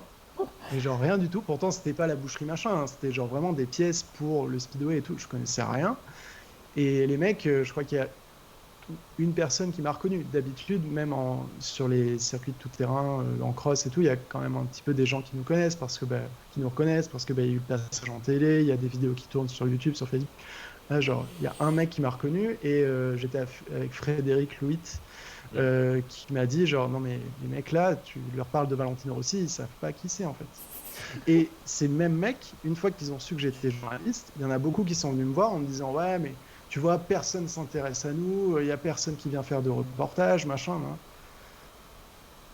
En même temps ils avaient pas l'air de s'intéresser. S'intéresser aux autres. Voilà donc à un moment il faut que ce soit réciproque. Donc je pense que se plaindre des instances, de tout ça, c'est une chose. Mais déjà, essayer de voir ce que individuellement on peut faire pour changer les choses. Comment on peut motiver son voisin à aller rouler et lui dire, bah, tu sais quoi, viens avec moi sur le terrain de cross, je t'apprends comment rouler, je te donne les contacts pour faire des stages. En fait, c'est ces petites motivations qui vont permettre d'avoir de plus en plus de gens qui s'intéressent à la moto, qui vont comprendre ce qu'on fait et qui vont faire évoluer notre sport. Donc, c'est sûr, oui, il y a sûrement des problèmes fédéraux, il y a sûrement des problèmes, tout ça, mais moi, je suis pas capable de les régler. La plupart des gens qui s'en plaignent sont pas capables de les régler non plus, sont pas capables d'apporter des solutions. Donc voilà, déjà voir individuellement ce qu'on peut changer, et après on pourra penser un peu plus grand, quoi. Est-ce que tu penses que c'est un petit problème qui vient du fait qu'on soit un sport individuel aussi? On a du mal, en tout cas en motocross, on a du mal à se rassembler pour aller tous dans le même sens et chacun quand même regarde son nombril. Bah, sport individuel, genre le tennis, c'est un sport individuel, pourtant ça empêche pas de suivre Roland Garros Oui, à la télé. voilà, je comparais pas aux autres sports, mais je pense que cette mentalité, tu sais, de pas trop regarder en fait ce qui se passe à côté ou de pas, comme tu dis, tu vois, appeler ton voisin et dire, ah, mais attends, c'est vachement intéressant, il faut que tu viennes voir, faut, tu vois, on n'est pas, on regarde plus ce qu'on fait nous et tant pis si les autres s'intéressent pas à ce qu'on fait, on le fait quand même. Mais voilà. Ouais, mais c'est pas une mentalité qui nous fera avancer. Ah non, c'est sûr. Moi, j'ai vu bien sûr, j'en croise tout le temps, hein, des gens qui me disent, ah non, moi c'est que le cross, genre le truc, genre la vitesse, non, ça m'intéresse pas. Bah, si tu t'intéresses pas aux autres, t'attends pas à ce que les autres s'intéressent à toi, quoi. Mm. Parce que des gens qui ont besoin de savoir que t'es champion de ligue ou tout ça, il y en a pas en fait. C'est à nous d'intéresser les gens en fait. Et j'en reviens du coup un petit peu à notre boulot, parce que forcément les journalistes, on est beaucoup montré du doigt là-dessus. Nous, avec iSight, c'était vraiment l'ambition qu'on avait, c'était de faire connaître la moto au plus grand nombre. Et du coup, de faire passer une émission télé. Donc, bien sûr, il y a des fois où les fans de moto étaient frustrés parce qu'on rentrait pas dans le détail de certaines choses. Mais le but, c'était que n'importe qui puisse s'asseoir devant sa télé, zapper, tomber sur notre émission et reste bloqué et a envie de savoir ce qui allait se passer. Et du coup, s'intéresse à la moto. Et réellement, on a eu des centaines de messages de gens qui nous ont dit: je m'intéressais pas à la moto, j'ai vu votre émission, j'ai suivi, maintenant je passe mon permis. Et ça, c'est le plus beau cadeau qu'on puisse avoir. Ouais, objectif atteint là quand tu reçois un message comme ça. C'est mortel, c'est Ouais. trop cool. Et du coup, voilà, pourtant, c'est des petits trucs. Nous, on n'est pas allé voir les gens en leur disant: il faut que vous vous intéressiez à nous. Non, on a essayé de faire en sorte que nos émissions soient le plus sexy, le plus compréhensible possible, avec de l'enjeu, avec voilà, être grand public, faire en sorte que n'importe qui puisse comprendre. Et en fait, c'est ça qui peut sauver la moto. C'est faire en sorte que les gens s'y intéressent. Et pas les forcer à le faire. C'est susciter leur intérêt, en fait. Ouais, rendre les choses intéressantes avant de vouloir intéresser les gens à tout prix Bah sans, ouais. sans le rendre intéressant. Juste si je bascule sur ton métier de journaliste, est-ce que tu penses que c'est plus facile de faire ce métier de journaliste dans le sport en 2020 ou est-ce que c'était plus facile avant, dans les années 80-90? Je parle de ça parce qu'il y a eu l'apparition des réseaux sociaux qui est arrivée, qui a fait basculer un petit peu la tendance dans le Oui. journalisme. Et voilà, j'aimerais avoir ton avis là-dessus. Ouais, bah oui, c'est clair que si tu penses aux journalistes moto purs et durs, ceux des années 90, il en reste plus beaucoup. Ceux qui partaient à l'autre bout du monde, tout frais payé pour essayer des motos de rêve qui avaient. On parlait de coq et de pute, mais je ne sais pas si c'était vrai ou si c'était juste pour la blague. Mais je sais qu'en tout cas, il y a eu une grande époque de la presse moto où voilà, il y avait des gros budgets et où ces mecs-là avaient pignon sur rue et tout ça. Et c'est sûr que si ton ambition c'est de faire précisément ce métier-là, oui, tu étais mieux dans les années 90 qu'en 2020. Après, globalement, si tu regardes l'accès à l'information, on est quand même vachement mieux aujourd'hui. On a quand même vachement plus de choix pour s'informer. On a beaucoup plus de formats. On a la chance en fait d'être encore à cette frontière où il y a les deux. Où on a les journalistes et les mecs un peu plus purs réseaux sociaux. Et du coup, le public peut choisir, voilà, d'avoir quelque chose de précis, d'intéressant, de détaillé avec les journalistes ou quelque chose de plus divertissant avec des youtubeurs ou tout ça. Donc, globalement, je pense qu'on est quand même mieux en 2020. C'est, Justement, tu t'es lancé pas mal dans le vlog sur ta chaîne YouTube. Est-ce que ça vient, est-ce que c'est bien vu de la part de iSide? Le fait de faire des choses, c'est individuel, hein, je me trompe pas, c'est pas, tu le fais pas pour iSide, tu le fais pour toi. Non, non, je le fais pour moi. Ouais. Et C'est des fois, ils te une, disent, est-ce qu'on te dit pas des fois, putain, tu fais chier, tu le fais pour toi, tu pourrais quand même le faire pour iSide, ou c'est pas du tout la volonté de. ouais, en fait, c'est une discussion qu'on a eue avant que je lance la chaîne. D'accord. On en a forcément beaucoup parlé entre nous. Et, et c'était un peu une réaction qu'on avait. En fait, mon envie, moi, avec cette chaîne qui est genre un truc que j'ai sous le coude comme ça, c'était juste de me dire, ok, en perso, donc en tant qu'Adrien Parasol, pas en tant que journaliste d'Outside, j'ai la chance de vivre plein de trucs en moto, de faire des courses, de faire des entraînements, des trucs. Et à chaque fois, il m'arrive des merdes, à chaque fois, c'est compliqué, à chaque fois, il y a un enjeu, un truc. Et je me dis, bah, c'est quand même con de pas le raconter, tu vois. Et, euh, et du coup, c'est comme ça en fait que j'ai lancé la chaîne. En fait, en vrai, j'ai lancé la chaîne parce que je suis revenu des 24 heures du Mans. J'avais tourné mon vlog. En vrai, j'avais envie de le faire parce que je trouvais ça cool de garder une trace, mais sur le moment, je déteste ça. Ouais, Genre, c'est chiant. ouais. mais de passer pour le blaireau là en train de se filmer avec ton téléphone, c'est genre horrible. Parce que je sais très bien la réaction que ça me fait quand je vois quelqu'un qui fait ça, tu vois. Mais je me suis dit, tu sais quoi, mets-toi un coup de pied au cul, euh, la vie des autres et tout, tu t'en fous, genre fais ton truc et voilà. Et en fait, quand je suis rentré, je l'ai monté genre dans la nuit du mardi, un truc comme ça. Et je me suis dit, bah, qu'est-ce que j'en fais maintenant de ce truc, tu vois? est-ce que je le mets sur ma page Facebook, sur Insta, sur tout ça? J'ai pensé à le mettre sur iSide, mais je trouvais que c'était un peu trop personnel. Tu vois, genre on me voit partir de chez moi, on me voit. Puis surtout, avec iSide, on essaie quand même de Ouais, préparer respecter un. une charte qualitative aussi, avec Oui, du vrai matos et tout ça, quoi. oui, il y a cet aspect-là, mais il y a surtout ce côté où si je l'avais fait pour iSide, en fait, j'aurais pas fait comme ça. D'accord. J'aurais fait un plateau où j'explique la préparation de la moto, ce qui est fait Ouais. dessus, où j'interviewe le team manager, où je fais, voilà, je l'aurais pas tourné de la même façon, et du coup, je me suis dit, bah, c'est quoi, mets-le là-dessus, Hmm. et puis tant mieux, si jamais, voilà, ça permettra d'héberger la vidéo et de faire quelque chose. Après, j'ai eu cette opportunité faire un second vlog où je faisais une course avec des motos de trail, enfin, un rallye avec des motos de trail, et c'était cool. Il y avait Et pas du coup, t'en là, as pas fait un aussi avec les KTM Duke ou un truc Ouais, comme ça? Super Duke. Si je il me semble. ouais, c'était ça, Je sais ouais. pas. Ouais. Ah oui, Les trails. ouais, c'était ça. Non, le Non! Super Duke, ça par contre, c'était pour le coup, c'était iSide. Ah, je pensais que D'accord. c'était ton. Pardon, je croyais que c'était sur ta chaîne. Ouais, c'était iSide, ouais. Parce que là, j'étais invité en tant que journaliste iSide, donc je l'ai fait comme ça. Mais voilà, en fait, en vrai, moi, ça change rien que ce soit sur ma chaîne YouTube qui s'appelle Adrien Parasol ou sur la chaîne iSide. Pour moi, ça change rien du tout. Et je pense que pour les gens, ça fait pas non plus une grosse différence, tu vois. Enfin, je sais pas comment les gens réagissent, mais en tout cas, moi, ça change rien du tout. Oh, les gens ils se disent que t'es millionnaire parce que t'as une chaîne YouTube et que t'avais la pub qu'on se mange quand on regarde tes vlogs et voilà. Du coup, Adrien Parasol, il est riche maintenant.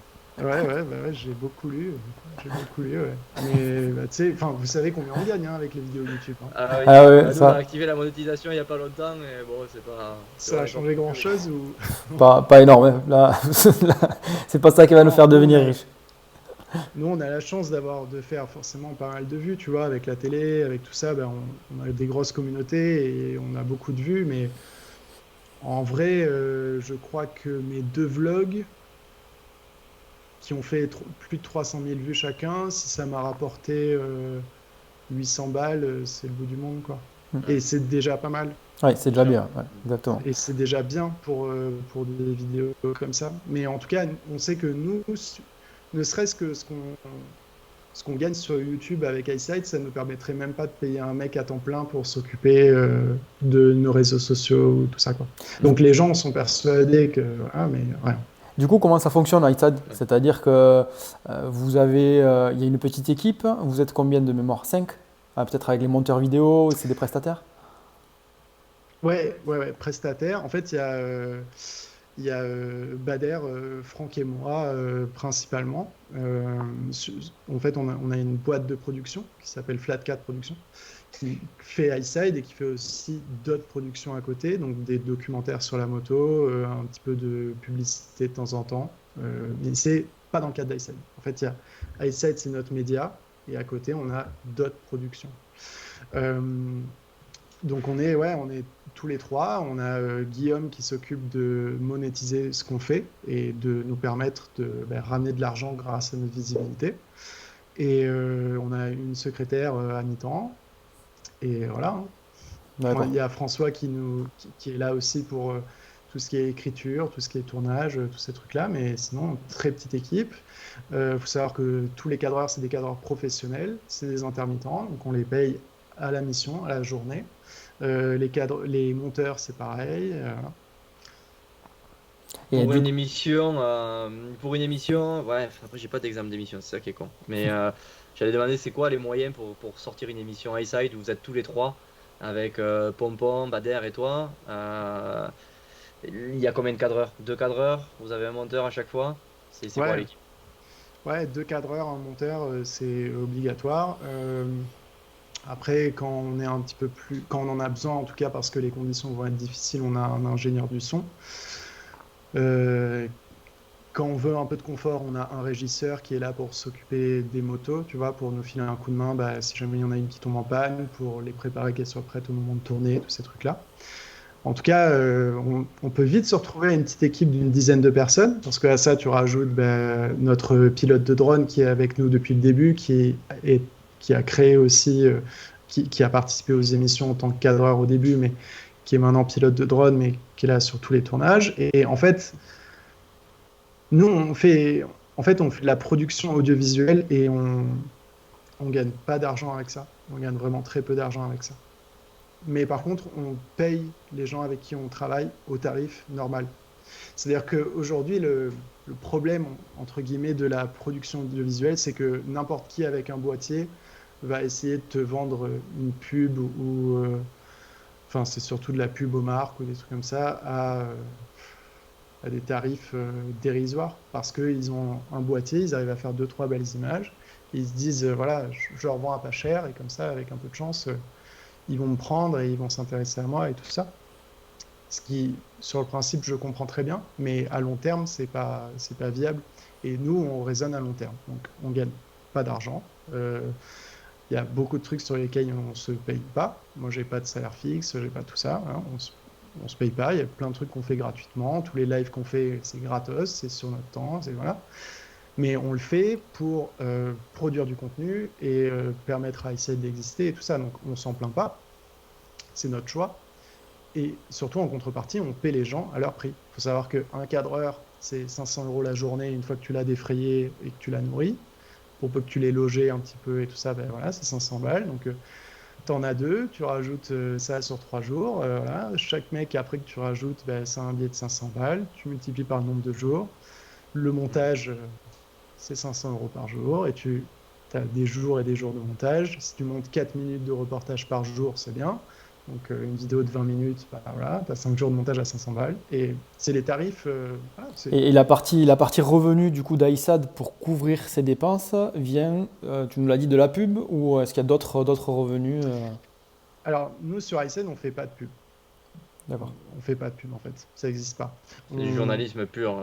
Oui, Ça, on peut pas se permettre, en fait. Si on commence à faire de la pub, Il y a les dans pubs 2 YouTube. ans, Moi, je parlais juste de pubs YouTube. Ah, Il y a ça, mais le ça couvre revenu YouTube, à oui. peine une petite partie. Oui, ça doit couvrir à peu près nos frais fixes, si tu veux. Voilà.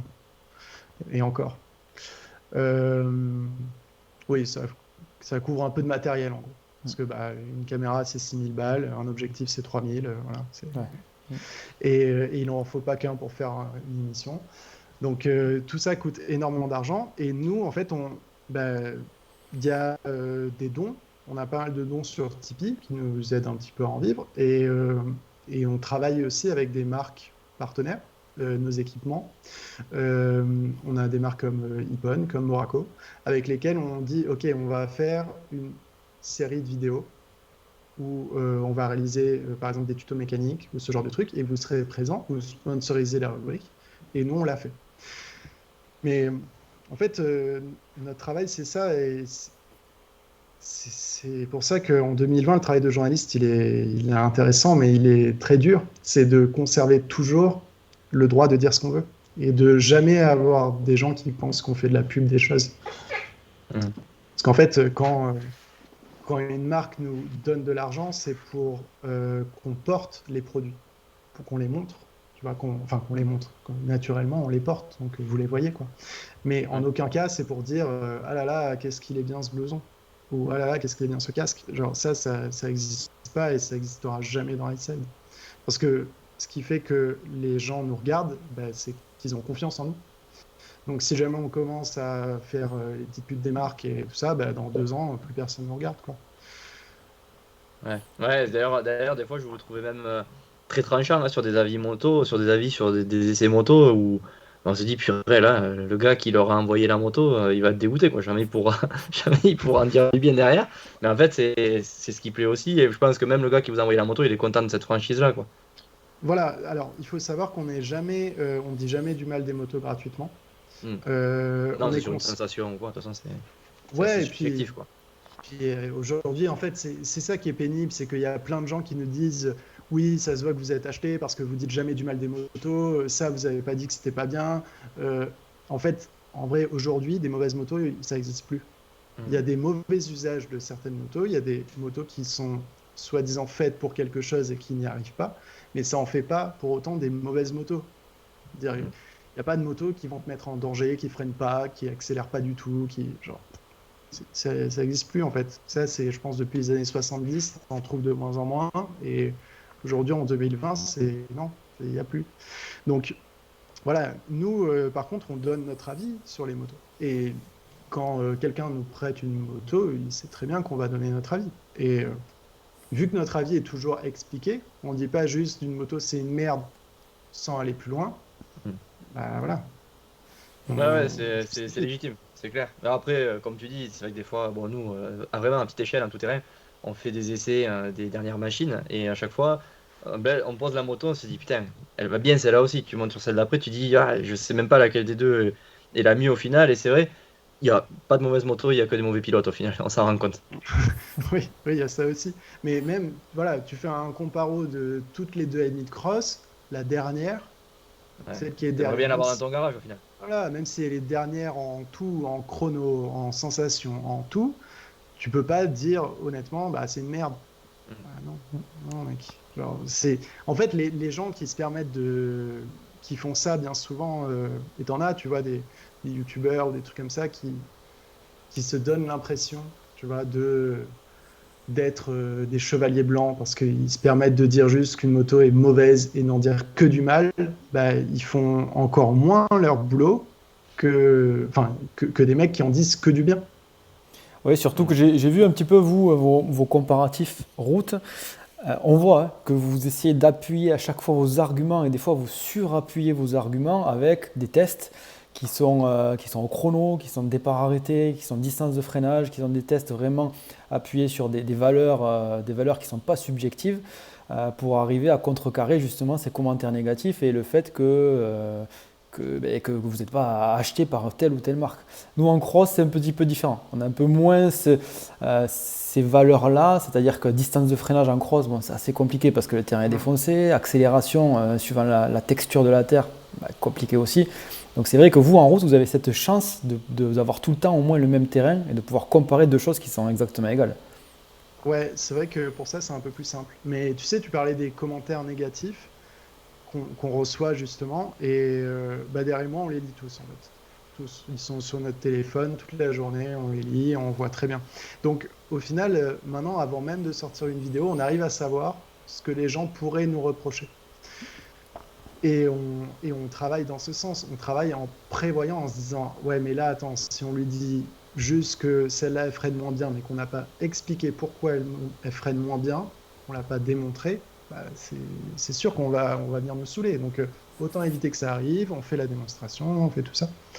Mais c'est top, parce que du coup, bah, on a l'impression de faire vraiment un travail un peu plus journalistique que juste un avis. Ouais, Et exactement. ouais, on sait ce que c'est. Après, quand ils ont plus d'arguments, ils disent ouais, bah, de toute façon, t'as qu'à aller chez le coiffeur. Voilà, c'est pareil chez nous. On est trop parfait. Ça me tombe dessus parce que je suis trop parfait sur le reste. Bah ouais. Et bien souvent, il parle du coiffeur avant le reste quand même. Ouais, ouais, c'est vrai. Merde, c'est vrai. Bon, c'est vrai qu'on t'a monopolisé pas mal de temps, mais on a quand même quelques questions sur Instagram. Et là, c'est pareil, on va avoir des commentaires négatifs si on les lit pas, alors on est obligé. Ok. Bon, on avait la question, je l'ai un petit peu annoncé en début de live. Est-ce que c'est une bonne situation, la situation de stagiaire? Donc, ça, tu y as répondu. Es-tu payé en tant que stagiaire? Oui, puisqu'aujourd'hui, on l'a dit, on t'appelle le stagiaire à vie, mais c'est pas vraiment le cas. C'est ton métier aujourd'hui. Donc, j'espère que malgré que YouTube, ça rémunère pas trop, est-ce que tu as un bon rythme de vie aujourd'hui? Bah, en fait, moi, j'ai la chance de ne pas compter que sur iSide, en fait. Et c'est pour ça aussi que c'est plus simple pour moi de me dire, bah, ok, c'est bon, je travaille des fois sans être... Enfin, je travaille...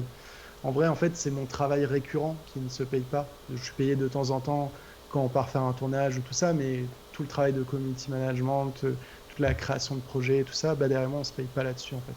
Donc, c'est sûr que vu le temps que ça nous prend, si on faisait pas autre chose à côté, on aurait lâché, tu vois.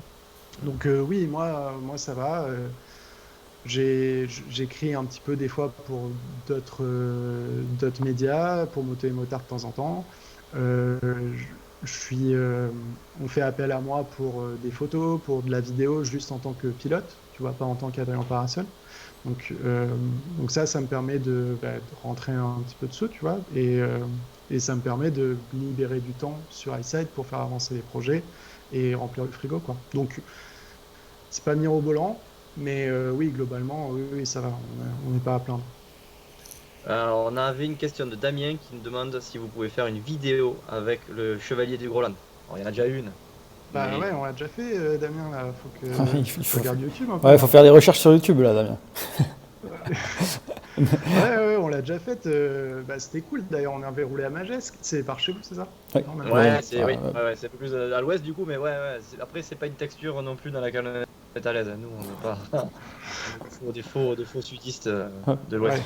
des sudistes, mais plus des Pyrénées, Bah, tu vois. moi, c'était ma première fois dans le sable. François aussi, première fois dans le sable. Et lui, il a fait vraiment peu de tout-terrain avant, donc c'était compliqué. Et ouais, expérience de ouf. Et avec Serge, trop bien. Trop bien. Il est trop fort. Dis-toi, il est arrivé sur le tournage avec son camion là. Il avait genre, on va arriver genre un camion à bloc, un trafic. Il tire le frein à main, il s'arrête. Il y avait genre tout le staff qui était en train de décharger les caméras, les trucs. Et genre, il baisse la vitre, il ouvre la porte, je sais plus. Mais genre, il avait une cagoule, là, sa cagoule noire. Il dit, c'est Voice Side! Genre, il commence à crier. Mais il y avait genre, personne n'osait parler. C'était trop drôle. Trop drôle. À un moment, on était en train de tourner sur la piste une séquence, genre, il nous parle et tout.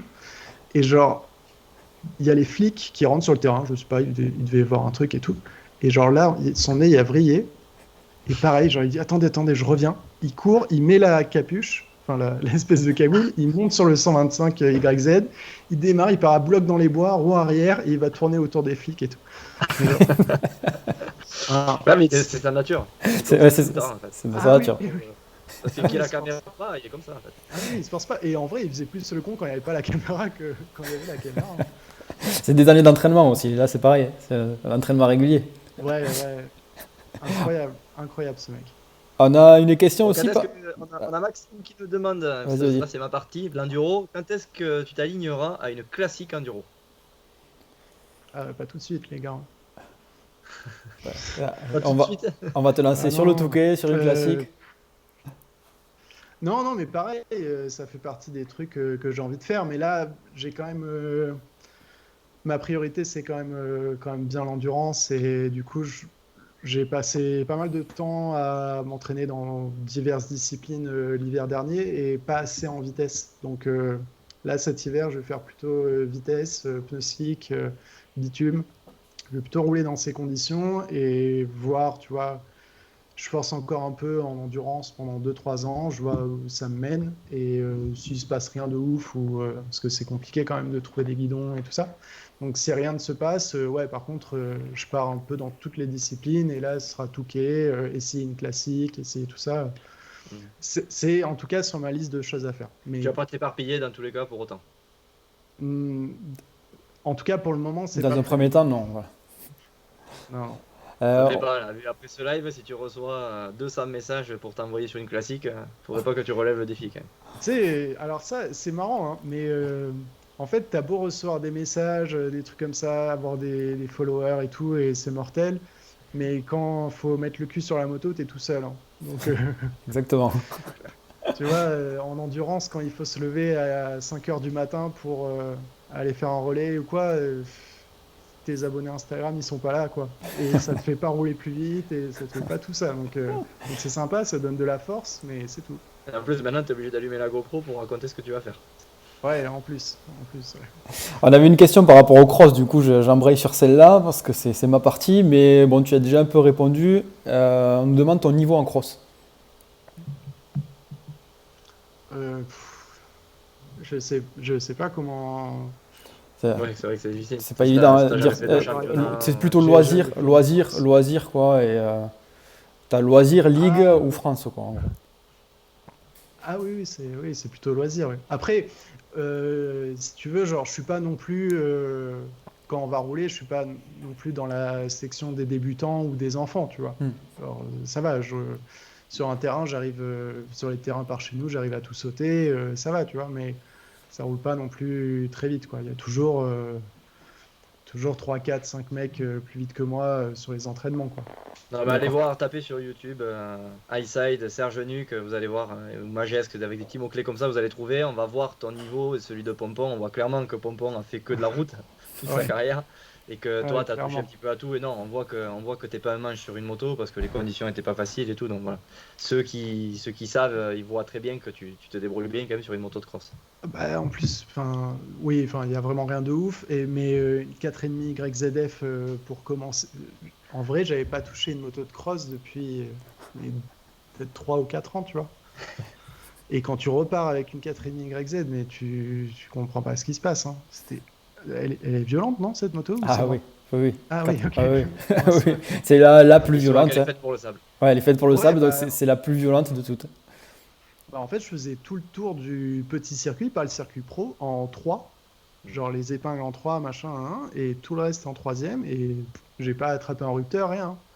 Mais c'était abusé. Normal. Et en plus, du coup, à un moment, je me suis senti genre un peu en confiance et tout. C'était le deuxième jour. La veille, j'avais été malade, donc c'était compliqué. Mais le deuxième, ça allait. Et genre, j'ai voulu dribbler des vagues, là, un peu à la Airlings, sans poser la roue avant au haut de la crête.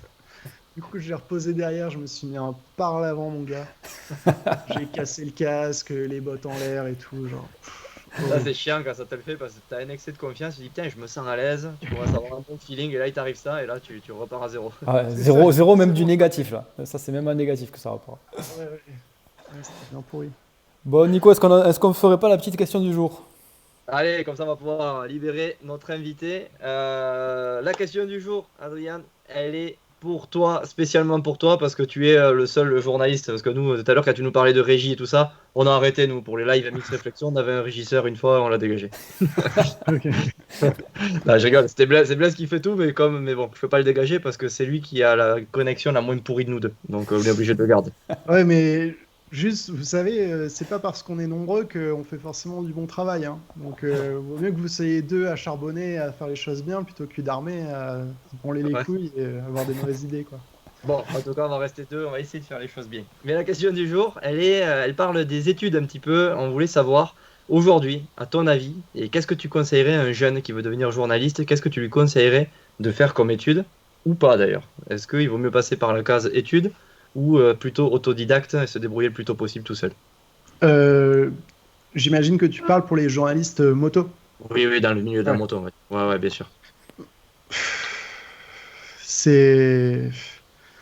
Ce qui est sûr, c'est qu'en moto, il y a très peu de purs journalistes. Nous, dans l'équipe, il n'y a que Bader qui a fait une école de journalisme. Et même quand on était chez Moto et Motard avec plus de journalistes, c'était le seul à avoir fait ça. Euh, Dans le milieu, il y en a très peu. Parce que, en fait, ce qu'on demande plutôt pour un journaliste moto, c'est de la culture moto. Tu vois, justement, d'être ouvert d'esprit, de connaître beaucoup de disciplines, d'avoir essayé beaucoup de motos, pour pouvoir un petit peu les situer, tu vois, sur une échelle de valeur. Parce que, par exemple, tu prends un mec qui a fait que de la vitesse, il va être très bon, même en feeling des motos et tout, tu vois, il peut être excellent, mais il n'arrivera jamais à donner un avis sur un trail ou expliquer comment ça se place par rapport au prisme de toutes les motos du marché. Tu vois, pour ça, il faut avoir essayé plein de choses. Donc, je pense qu'il faut, voilà, déjà une bonne culture moto, c'est important. Des études, bah oui, c'est un peu obligatoire pour savoir écrire, savoir parler, et voilà, être, un- être en fait, tu te rends compte que ce niveau d'éducation minimum, on le retrouve quand même de moins en moins souvent, tu vois, ne serait-ce que d'écrire sans faire de fautes ou quoi. Je dis pas, hein, moi-même, je fais des fautes d'orthographe, mais il y a des fois où c'est vraiment abusé, et ça, voilà, c'est déjà le niveau zéro à régler. Après, il y a un truc qui, pour moi, est important, c'est de rester vraiment impartial face aux marques et face à tout ça. Et je pense que une école de journalisme t'apprend bien à l'être. T'apprends bien à t'apprends la valeur de ce que tu dis, le poids de ce que tu dis et l'importance que ton discours a pour les gens. C'est-à-dire qu'un mec qui va commencer juste sur YouTube et qui va peut-être juste vouloir percer et avoir envie que des marques s'intéressent à lui et lui donnent des trucs gratuits et des paires de lunettes et des chaussettes, lui, tout ce qu'il va vouloir, c'est faire plaisir aux marques. Et en fait, en faisant ça, tu peux pas vivre à long terme, en fait. Si C'est tu le veux champ être trop de journaliste. portes. Ouais, bah surtout, tu perds ton audience. Mm. Il y a, à aucun moment, tu as envie d'écouter un mec qui vend la soupe, quoi. Donc, je pense que ça peut aider si naturellement t'as pas cette appétence à faire attention à ce que tu dis et à peser tes mots et à réfléchir à pourquoi tu le dis, pourquoi tu fais les choses. Euh, Après, si tu as fait une école de journalisme, à côté tu as une chaîne YouTube, tu as un petit média déjà où tu fais déjà du contenu, où tu te débrouilles, bah là c'est parfait. Parce que maintenant, tous les journalistes, il faut qu'ils sachent cadrer, monter, prendre du son pour faire leur petit reportage tout seul et voilà. En fait, ce que j'allais te dire, le but, c'est au final pas tellement le diplôme, c'est de développer ces compétences-là qui sont nécessaires par la suite. C'est écrire sans faire trop de fautes, savoir écrire, tourner les formes. Si on veut faire de la vidéo, savoir parler devant une vidéo, savoir cadrer, monter. Il y a quelques compétences types. Et toi, est-ce qu'il manque des compétences que toi tu utilises au quotidien et que l'on n'a pas encore citées? Par exemple, la gestion des réseaux sociaux, j'en ai une qui me vient, Ouais, c'est différent et c'est quelque chose en plus. oui, c'est forcément. Enfin, maintenant, quoi que tu fasses, même si tu es pilote moto, il faut que tu saches gérer tes réseaux sociaux, tu vois. Dès que tu veux avoir un truc un petit peu où tu es en rapport avec le public, il faut que tu saches gérer des réseaux sociaux, savoir un petit peu comment ça marche. Après, mais ça, si tu veux, c'est plus ou moins des trucs que tu peux apprendre, tu vois, avec des tutos, avec faire du montage, cadrer, n'importe qui peut apprendre. Par contre, c'est plus des schémas de réflexion qu'il faut avoir. Et je pense que c'est là que tu fais vraiment la différence. Mm. Parce que si tu as plein d'outils, c'est-à-dire que si tu es capable de filmer, de monter, tu sais parler, tu sais tout ça, mais derrière, tu n'as pas l'idée, tu n'as pas la jugeote pour savoir pourquoi tu fais les choses, ben, en fait, ça va nulle part, quoi. Mm. Donc, je pense que cette compétence qui est prépondérante, c'est ça, c'est d'être capable de se mettre à la place de la personne qui regarde, à la place du public, et pas forcément pour lui faire, pas forcément pour produire ce qu'il veut, mais pour susciter l'intérêt chez lui, tu vois. On y revient, hein. Mais pour moi, c'est ça la plus grande qualité d'un journaliste aujourd'hui, parce que forcément, le métier a beaucoup évolué. Avant, c'était juste, leur rôle, c'était seulement d'informer. Dans la moto, c'est différent. C'est-à-dire, maintenant, maintenant, dans ton téléphone, tu as toutes les infos que tu veux sur toutes les motos du marché, quoi. Donc, un journaliste qui est juste là pour te sortir de la fiche technique, il sert à rien. Par contre, un journaliste qui arrive à te situer une moto dans son contexte, à te faire rêver sur une moto, à t'intéresser à une moto, ouais, là c'est cool. Enfin, pour moi, c'est cool. Hmm. Bon, ben, merci Adrien. Là, je pense que bon, si vous avez des CV ou quoi, envoyez-les à Adrien du coup en direct. Là, vous Ouais, pouvez voir ouais, sa chaîne grave. YouTube en même temps. Et pourquoi Non, non. pas un stagiaire pour succéder au stagiaire. C'est pour bientôt, hein. Bah, tu sais, on a eu un paquet de stagiaires hein, sur iSide après moi quand même. Ouais. On en a eu pas mal. On a eu Romain qui nous a qui a tourné un making-of de genre 5-6 jours de tournage avec iSide. Et genre vidéo mortelle et tout. Donc on est toujours preneur de monteurs, de cadreurs, de journalistes, de tout ça. Ouais, grave, on est preneur. Envoyez les CV. Parfait. Et surtout, faut pas se désespérer parce que j'en ai recontacté un l'autre jour. Il avait envoyé son CV genre il y a 2 ans. Et genre j'avais complètement oublié de lui répondre et je me suis rappelé. Je me suis dit putain, on a besoin d'un mec qui sache faire ça. Et du coup, on l'a recontacté, on a bossé avec lui et voilà. Donc ouais, faut D'accord. pas hésiter. Bon, si vous voulez bosser dans 2 ans, chez Side, du coup, merci. Bon, en tout cas, merci beaucoup, Adrien. Ça fait plaisir. On t'a monopolisé pas mal, mais c'est cool. C'était vraiment cool de parler d'autres disciplines, de nous sortir un peu, nous aussi, de notre zone de confort. Et bien, on espère te revoir très bientôt sur les terrains ou même à travers une émission. Bah ouais, avec plaisir les gars. Merci de m'avoir reçu et puis continuez bien ce que vous faites aussi. Ouais, merci beaucoup Adrien. À une prochaine fois. Allez, Merci. salut, à la semaine prochaine pour les autres. Salut.